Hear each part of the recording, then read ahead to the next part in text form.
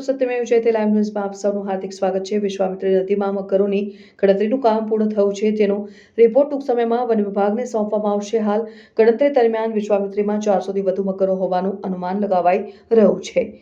Gir foundation દ્વારા વિશ્વામિત્રી નદીમાં ગઈકાલ સવારથી શરૂ કરેલી મગરોની ગણતરી રાત્રે અને આજે દિવસે પણ ચાલુ રહી હતી, જેમાં ગીર ફાઉન્ડેશન, ફોરેસ્ટના કર્મચારીઓ, એનજીઓ અને વિદ્યાર્થીઓ મળીને 287 જણા કામે લાગ્યા હતા। વેમાલી હાઈવેથી તલસટ સુધી જુદા જુદા 9 ઝોન બનાવીને ટીમો દ્વારા સર્વે કરવામાં આવ્યો હતો। રાતે ટોર્ચ મારીને મગરના બચ્ચાની ચમકતી આંખ પરથી ગણતરી કરવામાં આવી। આ ઉપરાંત નદીની આસપાસના વિસ્તારના કાશી વિશ્વનાથ, માણેજા, છાણી ધુમાડ, સમા, હરણી, માંજલપુર, સમા જેવા 15 તળાવોમાં પણ ટીમો દ્વારા ગણતરી કરવામાં આવી હતી। ટૂંક સમયમાં દિવસ અને રાતના મગરોની ગણતરીના ડેટાનું એનાલિસિસ કરી તેનો સ્ટડી કરવામાં આવશે અને સરકારને રિપોર્ટ સુપરત કરવામાં આવશે।